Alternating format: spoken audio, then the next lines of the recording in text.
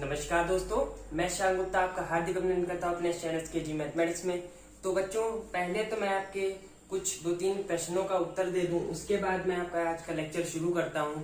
आप लोग मुझसे पूछ रहे थे कि भैया बहुत दिनों से वीडियो नहीं आया आपका, आप एग्जाम की तैयारी क्या बंद करा दिए करना? तो नहीं, ऐसा नहीं था।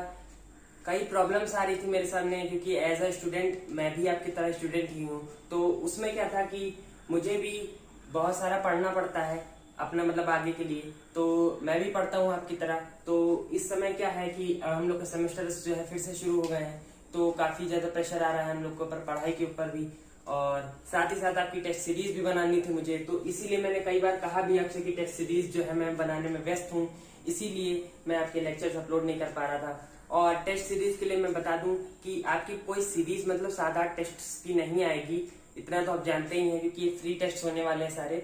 तो आपका जो पहला टेस्ट है वो कल रिलीज हो जाएगा आपका, तो आप लोग कल तक के लिए और इंतजार कर लीजिए जितना आपने अभी तक किया है, और बाकी आ जाएगा आपका। आज हम बात करेंगे short tricks matrices and determinants की। पहले मैं ये बता दूं कि ये शॉर्ट ट्रिक का मतलब यहाँ पर शॉर्ट ट्रिक नहीं है कि 10 सेकंड में मैंने आपको क्वेश्चन सॉल्व कराया और आपका क्वेश्चन लग गया, उसका मतलब ये नहीं है। शॉर्ट ट्रिक का यहाँ पर मतलब है ये कि जो आपके एग्जाम में बीएचयू बीएससी मैथमेटिक्स के पेपर में जो क्वेश्चंस आते हैं उनको आप कितनी आसानी से सॉल्व कर सकते हैं। जो 1 मिनट का क्वेश्चन आपका होता है, क्योंकि आपके 150 क्वेश्चन 150 मिनट में करने होते हैं, तो 1 मिनट में एक क्वेश्चन करने को लगता है आपको, तो आप उस 1 मिनट से 30 सेकंड में कैसे आ जाएं वो मैं आपको यहाँ पर सिखाता हूँ। तो पहले हम मैट्रिसेस और डिटर्मिनेंट्स के कुछ जो बेसिक फैक्ट्स हैं और कुछ जो बेसिक फार्मूला वगैरह हैं वो हम देख लेते हैं, उसके बाद हम लोग क्वेश्चंस पे मूव करेंगे। तो देखिए, सबसे पहले मैट्रिसेस एंड डिटर्मिनेंट्स में बात आती है सिंगुलर और नॉन सिंगुलर की। तो सिंगुलर क्या होता है कि अगर आपका डिटर्मिनेंट ऑफ अ मैट्रिक्स मतलब ए, यहाँ पर क्या है, जहां जहां पर भी आपको ए दिख रहा है तो ये ए क्या है, हमारा मैट्रिक्स है एक, ठीक। तो ए अगर एक मैट्रिक्स है और सिंगुलर कह देंगे, अगर सिंगुलर कह देंगे तो सीधा आप समझ जाइएगा कि वो उसका डिटर्मिनेंट क्या है, आपका 0 है, ठीक। अगर सिंगुलर मैट्रिक्स है तो डिटर्मिनेंट 0 है, नॉन सिंगुलर है तो डिटर्मिनेंट नॉट इक्वल टू 0 है, ठीक। सिंगुलर डिटर्मिनेंट 0, नॉन सिंगुलर मतलब नॉट इक्वल टू 0। अभी सिमेट्रिक और स्क्यू सिमेट्रिक की बात करते हैं। तो सिमेट्रिक मैट्रिक्स क्या होता है? सिमेट्रिक और स्क्यू सिमेट्रिक से पहले हम लोग ट्रांसपोज जानेंगे। तो ट्रांसपोज क्या होता है?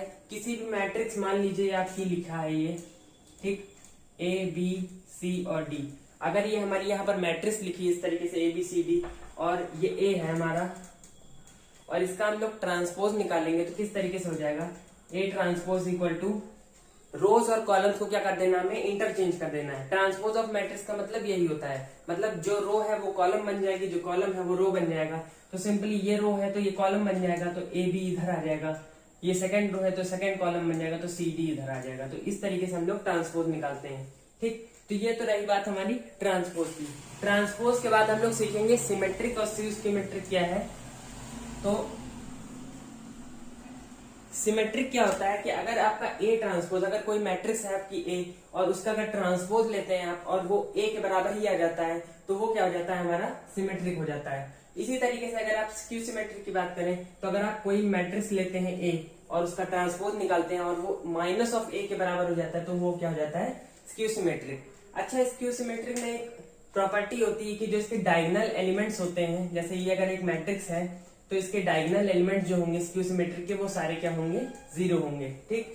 ये आप ध्यान रखिएगा, स्क्यू सिमेट्रिक में जितने भी डायगोनल एलिमेंट्स होते हैं मैट्रिक्स के, वो क्या हो जाते हैं, 0 हो जाते हैं। तो अगर आपको ऐसी मैट्रिक्स दिखती है, मान लीजिए एग्जाम में ए एक मैट्रिक्स दे दी गई है आपको, ठीक, आपसे पूछा गया ये क्या है, तो अगर आपको डायगोनल में सारे 0 दिख रहे हैं तो आप स्क्यू सिमेट्रिक पहले चेक कर लीजिएगा, हो सकता है वो स्क्यू सिमेट्रिक हो और आपका आंसर वहीं से सही हो जाएगा, आप दूसरे ऑप्शन पे ना दिखेंगे, ठीक।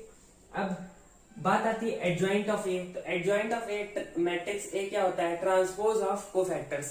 कोफैक्टर्स आपको निकालना सिखाया गया होगा, उतना मैं डिटेल में नहीं जाऊंगा यहाँ पर, बस आप समझिए ट्रांसपोज ऑफ कोफैक्टर्स। और यहाँ पर ए इनवर्स का जो ये सिल्वर जुबली फॉर्मूला है आपका, A inverse is equal to 1 by determinant of A into adjoint of A. यहाँ पर determinant of A not equal to 0 होना चाहिए, यानी मैट्रिक्स क्या होनी चाहिए, आपकी नॉन सिंगुलर होनी चाहिए, तभी आपका ए इनवर्स क्या करता है, एग्जिस्ट करता है। इतना आपको पता होगा। ए इनवर्स कब एग्जिस्ट करेगा, जब आपकी मैट्रिक्स नॉन सिंगुलर होगी, यानी determinant of A not equal to 0 होगा। अब कुछ प्रॉपर्टीज देख लेते हैं डिटर्मिनेंट की और एडजॉइंट से रिलेटेड। तो देखिए, ट्रांसपोज का डिटर्मिनेंट, किसी भी मैट्रिक्स अगर कोई लिखी हुई है और अगर ये ए मैट्रिक्स हमारी है, ठीक, और उसका ट्रांसपोज लेते हैं और दोनों का डिटर्मिनेंट लेते हैं, वो दोनों क्या होंगे, बराबर आएंगे। मतलब अगर कोई मैट्रिक्स है उसका ट्रांसपोज लिखते हैं तो उसका ट्रांसपोज और जो मैट्रिक्स है उन दोनों का डिटर्मिनेंट क्या होता है, इक्वल ही होता है। मान लीजिए ये हमारी ए बी सी डी, ये मैट्रिक्स ए है, ठीक, इसका ट्रांसपोज अगर लिखेंगे तो हम लोग क्या लिखेंगे, A transpose is equal to क्या हो जाएगा हमारा, ए बी हो जाएगा, ये सी डी हो जाएगा, ठीक। इन दोनों का अगर हम लोग डिटर्मिनेंट निकालेंगे तो क्या आएगा यहाँ पर, A D minus B C, ठीक, और यहाँ पर निकालेंगे तो क्या हो जाएगा, ये ए डी माइनस बी सी।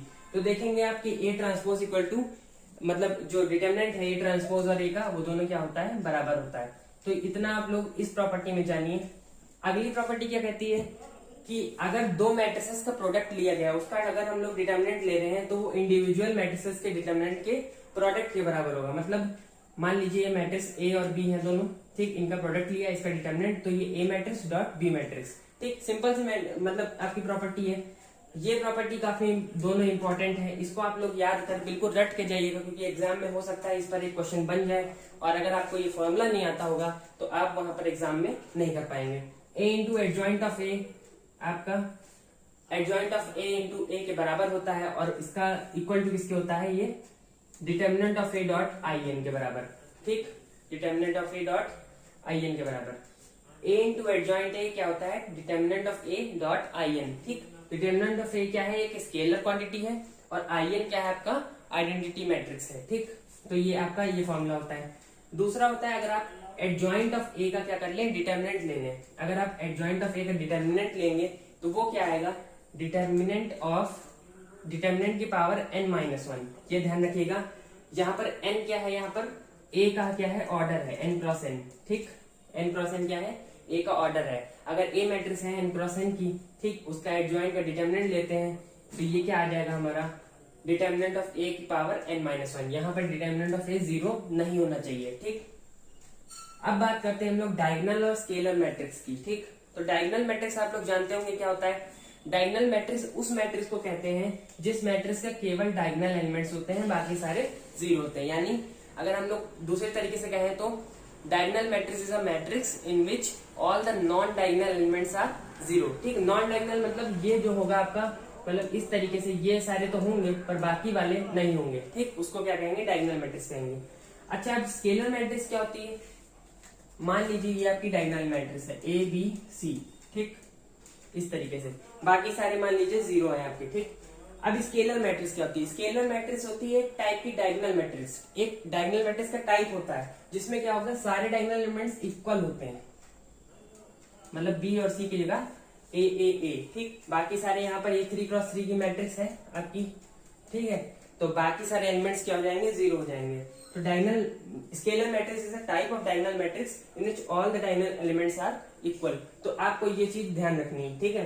अब डायगोनल मैट्रिक्स और स्केलर मैट्रिक्स की जो प्रॉपर्टीज होती है मोस्ट इंपॉर्टेंट है और इस बार एग्जाम में मुझे उम्मीद है कि इसमें से एक क्वेश्चन आने की बहुत ज्यादा संभावना है। तो देखिए, let A is equal to diagonal A B C. अगर हम डायगोनल मैट्रिक्स को रिप्रेजेंट करते हैं तो इस तरीके से करते हैं, केवल डायगोनल एलिमेंट्स DIAG लिख के रिप्रेजेंट कर देते हैं। मतलब ये अगर मैट्रिक्स है कोई AAA या ABC होता है यहाँ पर, अगर इस तरीके से ABC और बाकी जीरो होते हैं इस तरीके से, तो इसको हम लोग कैसे लिखते हैं, A is equal to diagonal of ABC, ठीक है, और B is equal to diagonal EFG हमने लिखा, दो मैट्रिसेस लिखी, दोनों क्या है, डायगोनल है, ठीक। तो अगर इनका प्रोडक्ट लेंगे तो क्या होगा, कुछ नहीं होगा, प्रोडक्ट होगा तो केवल डायगोनल एलिमेंट्स मल्टीप्लाई हो जाएंगे आपस में, ये आप ध्यान रखिएगा।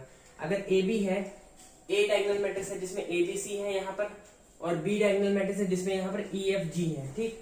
तो कुछ नहीं, अगर यहाँ पर EFG है, ये ABC है, तो केवल A into E, F into B और G इंटू C।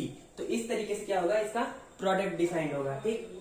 दो डायगोनल मैट्रिसेस का प्रोडक्ट भी क्या होगा, डायगोनल होगा, और उसका जो कॉरस्पॉन्डिंग एलिमेंट्स होंगे वो क्या हो जाएंगे, मल्टीप्लाई हो जाएंगे, ठीक है। तो ये आपको पता होना चाहिए, ये प्रॉपर्टी काफी इंपॉर्टेंट है, ठीक। अब इसका स्क्वायर निकालना है तो कुछ नहीं, बाकी सब जीरो रहेंगे, बस इस पे स्क्वायर कर दीजिए, ठीक है। जो भी, अगर यहाँ 1 2 3 होता तो स्क्वायर क्या हो जाता उसका, डायगोनल मैट्रिक्स का 1 4 और 9, ठीक है। तो इस तरीके से हो जाएगा। अगर इनवर्स लेना है तो इनका रेसिप्रोकल कर दीजिए, A 1/A 1/B 1/C, provided that यहाँ पर A B और C जीरो नहीं होने चाहिए, जीरो हो जाएंगे तो ये डिफाइंड ही नहीं होगा इनवर्स, ठीक है, क्योंकि आपका डिटर्मिनेंट ऑफ ए क्या हो जाएगा, जीरो के बराबर हो जाएगा और वो सिंगुलर मैट्रिक्स बन जाएगी, तो आपका ए इनवर्स डिटरमाइंड ही नहीं होगा। तो इतने 3 प्रॉपर्टीज ध्यान रखिए, ये दोनों प्रॉपर्टीज ध्यान रखिए, बाकी ये फॉर्मूला तो आपको आता ही होगा, और ये इनवर्स और सिमेट्रिक, स्क्यू सिमेट्रिक, सिंगुलर और नॉन सिंगुलर। तो अब हम लोग मूव करते हैं क्वेश्चंस के ऊपर। काफी अच्छे सेलेक्टिव क्वेश्चंस मैं आपको कराऊंगा, और जितने भी क्वेश्चंस हैं ये आपके आने की संभावना है, और बहुत ही अच्छे क्वेश्चंस मैं आपके सामने लेके आऊंगा। मूव करते हैं फर्स्ट क्वेश्चन पे। तो चलिए, ये हमारा फर्स्ट क्वेश्चन है। यहाँ पर हमसे कह रहा है, अगर इफ ए अ मैट्रिक्स है एक 1 0 1 0 1 1 1 0 0, तो देन ए इज, मतलब अगर एक मैट्रिक्स दी है ए, तो उससे पूछा गया है हमें कि सिमेट्रिक है, स्क्यू सिमेट्रिक है, नॉन सिंगुलर है या सिंगुलर है। तो इसको आप ट्राई कर सकते हैं। चलिए मैं आपके लिए सॉल्व करता हूँ। देखिए, अगर ए एक मैट्रिक्स है तो सबसे पहले तो हम एक थोड़ा सा लॉजिकल दिमाग लगाएंगे कि या तो मैट्रिक्स क्या होती है, सिंगुलर होती है या तो नॉन सिंगुलर होती है। मतलब ऑप्शन आपका इन्हीं दोनों में से कोई एक है, ठीक है। अगर देखिए मैट्रिक्स अगर कोई है आपकी, तो या तो वो सिंगुलर होगी या तो नॉन सिंगुलर होगी, तीसरा कोई केस ही नहीं है आपके पास। तो ये सिमेट्रिक और स्क्यू सिमेट्रिक केवल आपको बेवकूफ बनाने के लिए ऊपर दिए कि आप पहले सिमेट्रिक और स्क्यू सिमेट्रिक चेक करिए। नहीं, हमें करना ही नहीं, क्योंकि या तो मैट्रिक्स सिंगुलर होगी या तो नॉन सिंगुलर होगी। तो हम सिंगुलर नॉन सिंगुलर के लिए क्या करते हैं, सीधा हम लोग क्या करते हैं, डिटर्मिनेंट ऑफ ए निकालते हैं, ठीक है। तो हम लोग डिटर्मिनेंट ऑफ ए निकाल लेंगे यहाँ पर। तो पहला वाला 1 के साथ आप देखिए, 1 0 माइनस 0 हो जाएगा, दूसरा माइनस के साथ आएगा वो और 0 ही है तो 0 ही लिख लेंगे, और तीसरा प्लस आएगा 1 ये वाला, तो यहाँ पर 0 और -1, ठीक। तो ये हमारा क्या आ जाएगा, ये तो हमारा पूरा 0 है, ये भी 0 है, ये हमारा -1 आ रहा, और this is not equal to 0। अगर determinant of A not equal to 0 है तो ये हमारी क्या हो जाएगी, नॉन सिंगुलर मैट्रिक्स हो जाएगी। बहुत ही सिंपल सा क्वेश्चन था, और ऐसा क्वेश्चन मानिए मुझसे कि ये पूछ सकता है आपसे, क्योंकि बहुत ही बेसिक कॉन्सेप्ट है। लेकिन क्या होता है ना, बच्चे इसमें भी 1 मिनट लगा देंगे। अगर इसमें 1 मिनट लग रहा है तो इसका मतलब आप जो अभी तक पढ़े हैं वो काफी इम्प्रोवाइज नहीं है, ठीक है। 1 मिनट का क्वेश्चन ही नहीं है, 10 सेकंड का क्वेश्चन है। आपको केवल डिटर्मिनेंट निकाल के ये देखना है कि भाई ये इक्वल टू 0 है या नॉन इक्वल टू 0 है। तो और मैट्रिक्स भी कुछ खास दी नहीं हुई है जो कैलकुलेशन वाली हो, तो आप डायरेक्ट डिटर्मिनेंट निकालिए और देखेंगे नॉट इक्वल टू 0 है, नॉन सिंगुलर पे डायरेक्ट टिक करेंगे और आपका आंसर आ जाएगा। और इस तरीके से आपको मैं शॉर्ट ट्रिक्स बता रहा हूँ, ठीक है। तो मूव करते हैं नेक्स्ट क्वेश्चन पे। तो चलिए इस क्वेश्चन को देखते हैं। क्वेश्चन नंबर 2 है हमारा, और ये आपका होमवर्क क्वेश्चन है। इसमें अगर आपको एक मैट्रिक्स दी हुई है 1 0 0 0 1 0 a b और -1, ये मैट्रिक्स इस तरीके से दी हुई है, तो हमसे पूछा है ए स्क्वायर की वैल्यू क्या होगी। एक यूनिट मैट्रिक्स होगी, नल मैट्रिक्स होगी, ए होगा या -a होगा। तो आप इस क्वेश्चन को देख लीजिए, मैं हट जाता हूँ, या तो स्क्रीनशॉट ले लीजिए और आंसर आपको कमेंट करना है। केवल आप ऑप्शन कमेंट करिएगा A B C या D, ठीक है। तो क्वेश्चन 2 और A B C D जो भी है आपका ऑप्शन वो कमेंट करिएगा। तो इस क्वेश्चन को आप लोग काफी आसानी से सॉल्व कर सकते हैं। केवल आपको ए स्क्वायर पता करना है क्या है, यूनिट मैट्रिक्स, नल मैट्रिक्स, ए या -a। तो मूव करते हैं हम लोग नेक्स्ट क्वेश्चन पे। तो चलिए थर्ड क्वेश्चन को देखते हैं हम लोग। थर्ड क्वेश्चन ये जो है हमारा मोस्ट इंपॉर्टेंट क्वेश्चन है, इसको आप गांठ बांध के रख लीजिए, ऐसा रट लीजिए को क्वेश्चन। इस तरीके का क्वेश्चन आपका एग्जाम में आने की बहुत ज्यादा संभावना है। If A is equal to cos alpha sine alpha minus sine alpha cos alpha, अगर ये एक मैट्रिक्स दी हुई है एक ए, तो हमें पूछा गया ए की पावर एन क्या होगा। भाई ए की पावर एन क्या होगा। आप कहेंगे सर आपने पहले ए पूछा क्या होता है, अब ए स्क्वायर पूछा, उसके बाद ए की पावर एन पूछ रहे हैं, करना क्या चाहते हैं। मैं आपको सिखाना चाहता हूँ यहाँ पे कि आपको प्रिंसिपल ऑफ मैथमेटिकल इंडक्शन कैसे घुसेड़ रहा है ये आपका मैट्रिसेस में। देखिए मैट्रिसेस में आपका ये सवाल है, इसमें प्रिंसिपल ऑफ मैथमेटिकल इंडक्शन से होता है, जिसे आप पीएमआई भी कहते हैं शॉर्ट फॉर्म में, ठीक है। पीएमआई नहीं है, ये पीएमआई है, प्रिंसिपल ऑफ मैथमेटिकल इंडक्शन। मतलब बार बार होने वाली चीज को हम लोग किस तरीके से सॉल्व कर सकते हैं। ए की पावर एन है अगर, तो हमें कैसे निकालना है। देखिए यहाँ पर सिंपली हम लोग क्या करते हैं, पहले हम लोग फॉर एन इक्वल टू 2 के लिए सॉल्व करते हैं, ठीक है। फॉर एन इक्वल टू 2 के लिए करते हैं, फिर हम लोग लेट कर लेते हैं एन इक्वल टू एम के लिए, और हम लोग प्रूव करते हैं कि वो जो है सही है N equal to M plus 1 के लिए, where N belong to natural number. ये होता है हमारा, ठीक है, concept principle of mathematical induction का इसका, ठीक है। पहले हम लोग किसी एक एन इक्वल टू 1 या 2 के लिए कहते हैं कि हाँ ये तो हाई है, विच इज ट्रू, फिर एन इक्वल टू एम के लिए मान लेते हैं, फिर N equal to M plus 1 के लिए ट्रू करते हैं, मतलब प्रूव करते हैं सही है, where N belong to natural number. तो ये क्या होता है, प्रिंसिपल ऑफ मैथमेटिकल इंडक्शन का एक कॉन्सेप्ट होता है। लेकिन हमें यहाँ पर इतना सब कुछ नहीं करना है, हमें केवल अपना सोच का दायरा बढ़ाना है, और हम लोग को केवल जो है कंपैरिजन करना है कि क्या आंसर हो सकता है। तो हम लोग क्या करेंगे, सबसे पहले ए तो हमें दिया ही हुआ है, ए की पावर एन निकालना है, तो हम लोग ए स्क्वायर निकाल लेते हैं। देखिए मतलब फॉर एन इक्वल टू 2, तो ए स्क्वायर अगर हम निकालेंगे तो इसको 2 बार मल्टीप्लाई करना है हम लोग को। चलिए इसे मैं मिटा देता हूं यहाँ पर।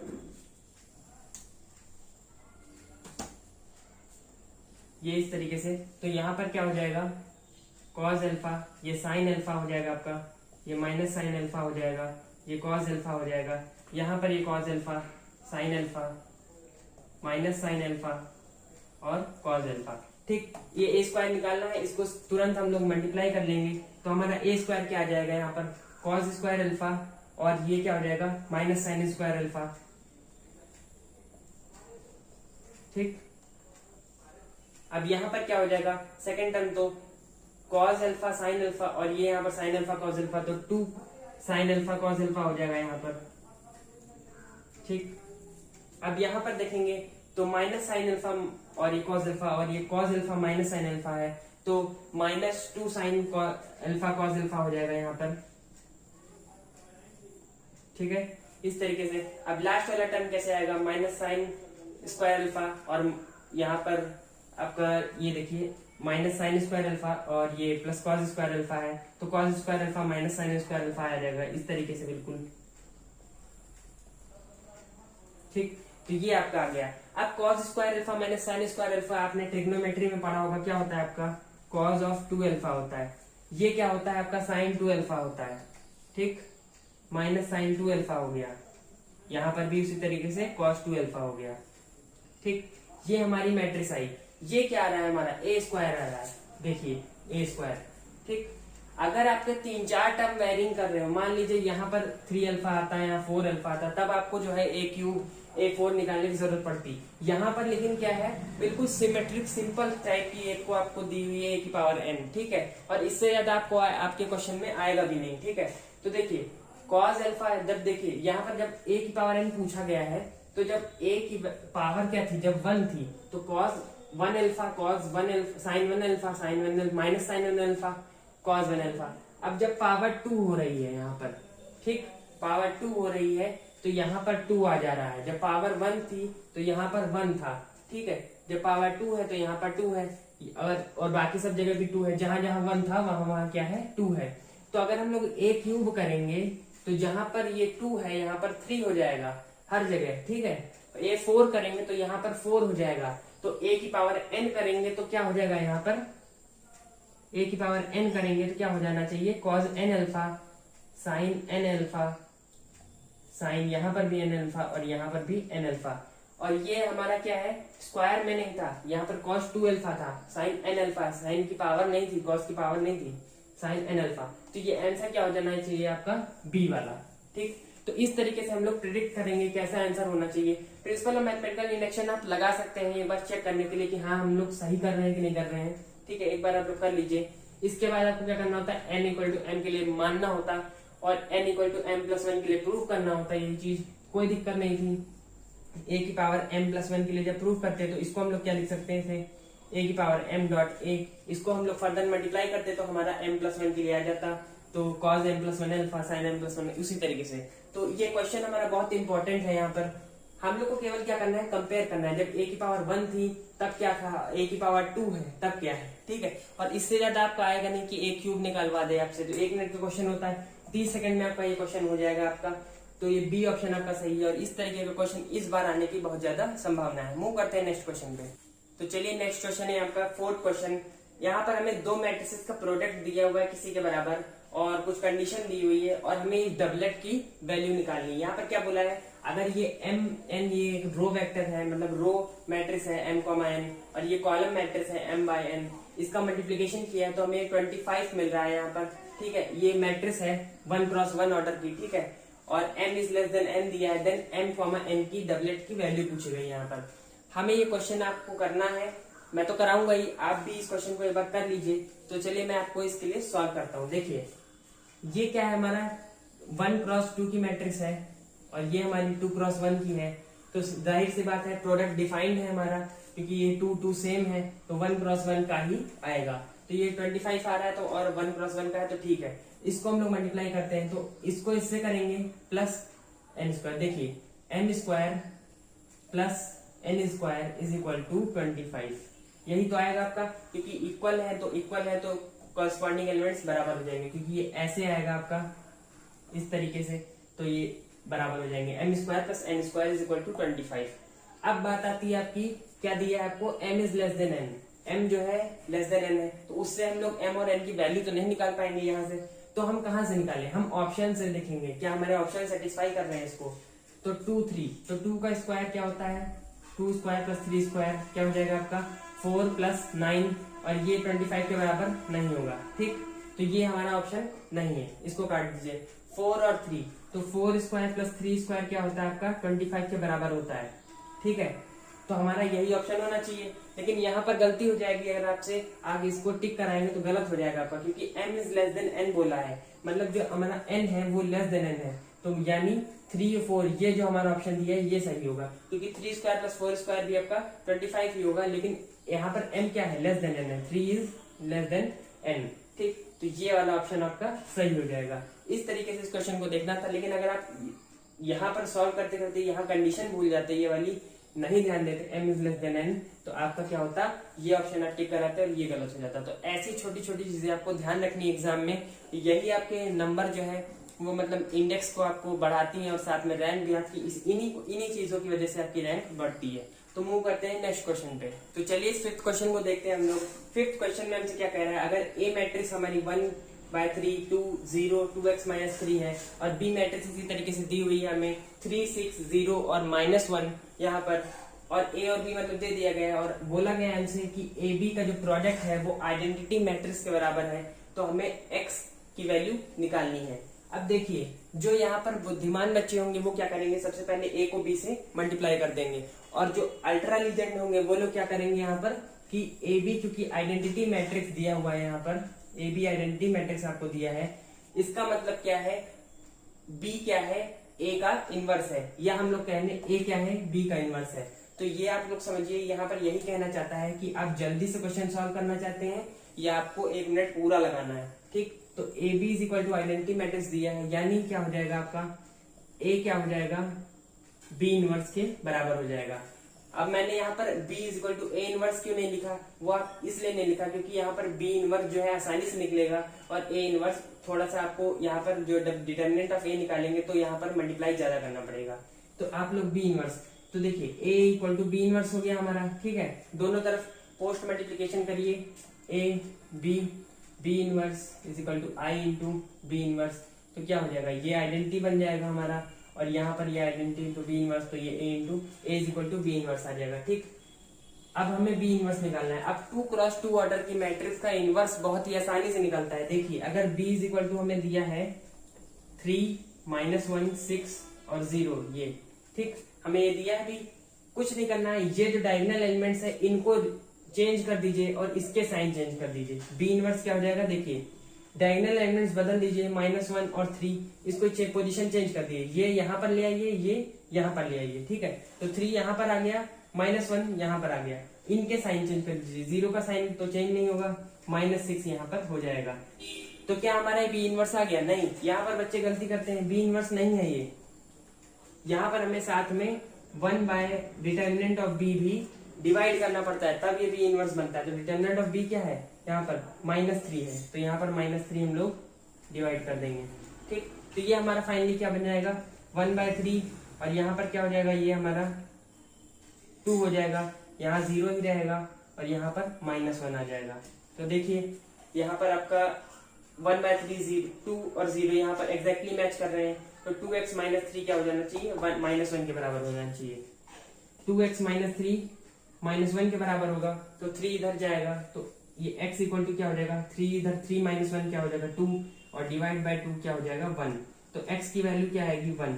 अगर आपने सही निकाला है तो बहुत अच्छी बात है, और नहीं सही निकाला है तो ये वाला आप थोड़ा सा कॉन्सेप्ट अपना क्लियर करिए, ठीक है।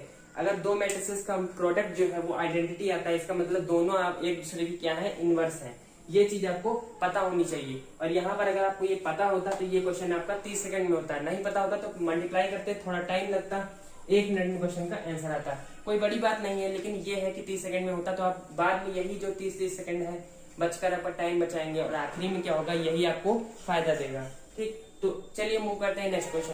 तो चलिए 6th क्वेश्चन को देख लेते हैं। यहाँ पर हमसे क्या कह रहा है, इफ ए इज मैट्रिक्स, ये है हमारी, ये 2 0 0 0 2 0 0 0 2, अगर ए ये मैट्रिक्स है हमारी तो ए की पावर 5 निकालनी है। तो देखिए यहाँ पर भी ए की पावर 5 निकालनी है, इसका मतलब कुछ ना कुछ तो शॉर्ट ट्रिक लगनी ही लगनी है। यहाँ पर ए की पावर 5 आप मल्टीप्लाई करके निकालेंगे तो बहुत टाइम लग जाएगा और हो सकता है 5 मिनट लग जाए आपको इस क्वेश्चन को सॉल्व करने में। लेकिन अगर आप ध्यान से देखें तो यहाँ पर ये क्या है हमारा एक, ये हमारा क्या है एक, अब ध्यान से आपको नजर आया होगा कि ये क्या है, आपकी डायगोनल मैट्रिक्स है। और मैंने डायगोनल मैट्रिक्स की प्रॉपर्टी बताई है आपको, वहां पर क्या बताया है, ए स्क्वायर अगर लिख रहे हैं तो डायगोनल में जो भी एलिमेंट है, मान लीजिए ए बी सी थे तो ए स्क्वायर बी स्क्वायर सी स्क्वायर हो जाएगा, ठीक है। इसी तरीके से ए क्यूब करेंगे तो ए cube B cube C cube, तो ए 5 करेंगे तो क्या हो जाएगा, यहाँ पर जब ए की पावर 5 करेंगे यहाँ पर तो क्या हो जाएगा, ए की पावर 5 बी की पावर 5 सी की पावर 5। अब क्योंकि यहाँ पर 2 2 2 ही लिखा हुआ है तो ए की पावर 5 ए की पावर 5 ए की पावर 5 कर दें, या 2 की पावर 5 2 की पावर 5 2 की पावर 5 कर दें, बात वही पड़ेगी आपकी, ठीक है। ए की पावर 5 मतलब डायगोनल, और जो भी डायगोनल के एलिमेंट्स हैं सबकी उतनी पावर कर दीजिए। तो यहाँ पर ए की पावर 5 क्या हो जाएगा आपका, शॉर्ट फॉर्म में लिखेंगे यहाँ पर डायगोनल ऑफ 2 की पावर 5 क्या होता है आपका 32 और 32, ठीक है। तो आपको आंसर दिख गया होगा, यहीं से आंसर आपका क्या हो जाएगा 32A, यही हो जाएगा ना आंसर 32A। गलत है भैया, 32A नहीं होगा यहाँ पर आंसर। 32A क्यों हो जाएगा, क्योंकि आप देखिए डॉट ए लगा हुआ है यहाँ पर, गलत है ये, 32A नहीं होगा। यहाँ पर आंसर 16A होगा। कैसे, देखिए इसको हम लोग क्या लिख सकते हैं, डायगोनल 2 की पावर 5 2 की पावर 5 2 की पावर 5, ठीक। अब मैंने आपको बताया था कि जो भी डायगोनल एलिमेंट्स होते हैं वो मल्टीप्लाई हो जाते हैं। यहाँ पर 16A आंसर क्यों करेक्ट है, देखिए 16 इंटू डायगोनल ऑफ 2 2 2। अब ये जब 16 मल्टीप्लाई होगा हर एलिमेंट में तब क्या हो जाएगा, ये 32 32 32 बनाएगा, ठीक है। अगर आप 32A कर देंगे तो 60 डायगोनल ऑफ 64 64 64 बना देगा। थोड़ा सा सोचिए आप, इसको निकाल कर देखिए क्या आएगा आपका 60 डायगोनल, आपका ये आएगा 32A, देखिए डायगोनल ऑफ 64 64 64 ये आएगा आपका, ठीक है। ये गलत है आंसर, क्योंकि और यहीं पर यहाँ पर ये आपको यहीं पर फंसा रहा है, क्योंकि 2 की पावर 5 कर दिया, सबका ध्यान जाएगा कि 32 आ रहा है और डायरेक्ट हम लोग 32A कर देंगे। लेकिन A यहाँ पर क्या है, एक मैट्रिक्स है जो कि डायगोनल है और 2 2 2 वहां पर अंदर है, तो ये क्या हो जाएगा, जब 16 बाहर करेंगे यहाँ पर इस तरीके से 16 2 की पावर 4 बाहर आएगा तो डायगोनल में क्या बचेगा अंदर 2 2 2, और ये डायगोनल ऑफ 2 2 2 क्या है हमारा A के बराबर है, ये देखिए 16 ऑफ A। तो हमारा आंसर सी वाला करेक्ट होगा, डी वाला करेक्ट नहीं होगा।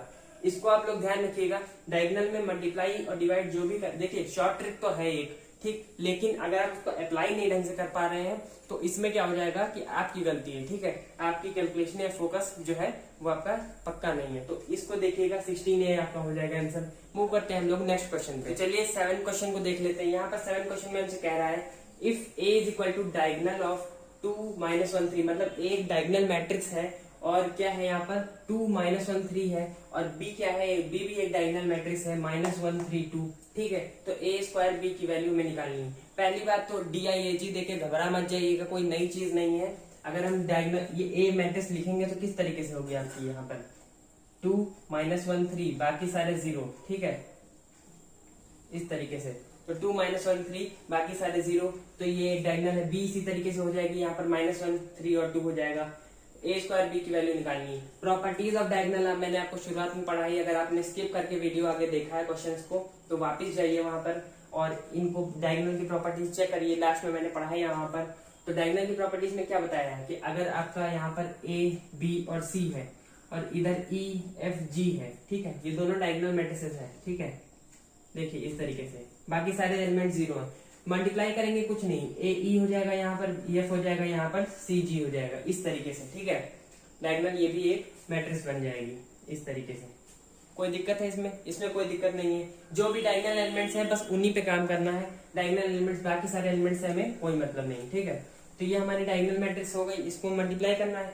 तो ए स्क्वायर क्या हो जाएगा हमारा, वो भी बताया मैंने, ए स्क्वायर है, डायगोनल के एलिमेंट्स ए इंटू ए हो जाएगा, तो 2 इंटू 2 -1 इंटू -1 3 इंटू 3 क्या हो जाएगा आपका, 2 का स्क्वायर क्या हो जाएगा 4 -1 का स्क्वायर 1 और 3 का स्क्वायर 9, यहाँ पर इस तरीके से।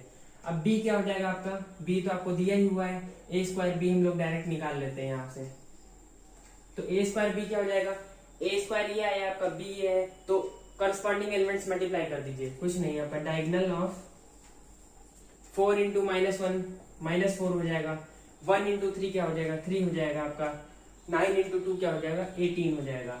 ठीक, तो इस तरीके से -4 3 18 आएगा और ये आपका ऑप्शन सही हो जाएगा। तो इस तरीके का क्वेश्चन आपके बीएचओ में इस बार आने की संभावना है, तो आप लोग ये देख कर जाइएगा, क्योंकि अगर नहीं देखा होगा तो क्वेश्चन आप ऐसे ही छोड़ आएंगे। तो चलिए मूव करते हैं नेक्स्ट क्वेश्चन। तो चलिए लास्ट क्वेश्चन हमारा 8th question, if a is equal to 1a 0 1 then a की पावर 4।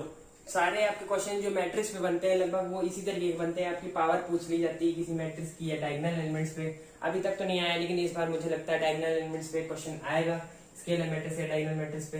तो a की पावर 4, तो आपके 4 ऑप्शन ये दिए हुए हैं, 1 a की पावर 4, 1 यहाँ पर 0, तो सब में ऐसे ही है, यहाँ पर 4 है, यहाँ a 4 है, 4 है। तो किस तरीके से आप निकालेंगे, प्रिंसिपल ऑफ मैथमेटिकल इंडक्शन, जी हाँ, यहाँ पर भी वही लगेगा, PMI आपका। ठीक है, तो ए स्क्वायर सबसे पहले हम लोग निकाल लेते हैं। तो देखेंगे ए स्क्वायर की वैल्यू क्या है। तो देखिए ए स्क्वायर आप निकालेंगे तो इसका तरीका या तो ऐसे करके निकालें आप, ठीक है, या तो इससे अच्छा तरीका मैं बताऊं, क्योंकि ये आपका क्या है, अपर ट्रायंगुलर मैट्रिक्स है। ठीक है, एक नोट डाउन कर लीजिए, अगर आपकी अपर ट्रायंगुलर मैट्रिक्स है, ठीक, ये क्या है हमारी अपर ट्रायंगुलर। क्यों अपर ट्रायंगुलर है, क्योंकि जो डायगोनल है उसके नीचे के जितने भी एलिमेंट है वो सारे 0 हैं, तो अपर ट्रायंगुलर। अगर डायगोनल के नीचे के एलिमेंट होते, ऊपर के सारे 0 होते, तो लोअर ट्रायंगुलर हो जाती। मतलब जिधर एलिमेंट है उधर का नाम देंगे, मतलब नीचे 0 है डायगोनल के, ये डायगोनल है आपका 1 1, ठीक, और ये आपका ऊपर है तो अपर ट्रायंगुलर हो गया।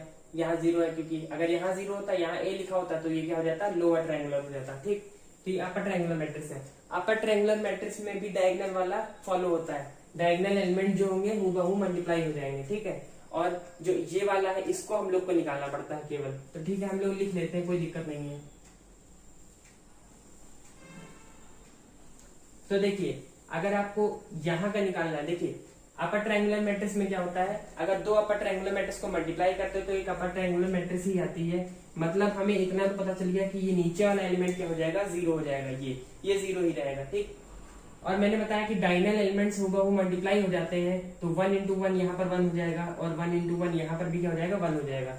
अब हमें ये वाला एलिमेंट निकालना है, मतलब ये वाली रो और ये वाला कॉलम मल्टीप्लाई करना है, तो 1 इंटू ए और ये 1 इंटू ए, तो 2a हो जाएगा हमारा यहाँ पर। ठीक, a स्क्वायर 2a आ रहा है, तो अब हम लोग कंपेयर करेंगे, a स्क्वायर 2a आ रहा है तो a4 क्या आएगा। ठीक, देखिए जब a था हमारा, यहाँ पर लिख देता हूं a, देखिए 1 0 1 a, देखिए जब a था तो यहाँ पर 1 है, यहाँ पर 1 है, यहाँ 0 है। देखिए a स्क्वायर है तो यहाँ पर 1 है, यहाँ पर 1 है, यहाँ 0 है, तो ये तो सेम है, इससे हमें कोई मतलब ही नहीं है। ठीक है, इससे हमें कोई मतलब नहीं। चेंज किस में आया, a और 2 में। जब a की पावर 1 थी तो यहाँ 1.a था, जब a की पावर 2 है तो यहाँ 2.a, तो a की पावर 4 होगी तो यहाँ 4a हो जाएगा, बाकी सब सेम रहेंगे। तो आपको ऑप्शन कौन सा सही हो जाएगा, ऑप्शन डी वाला सही हो जाएगा। तो ऐसे क्वेश्चंस आपके एग्जाम में इस बार आने की काफी संभावना है।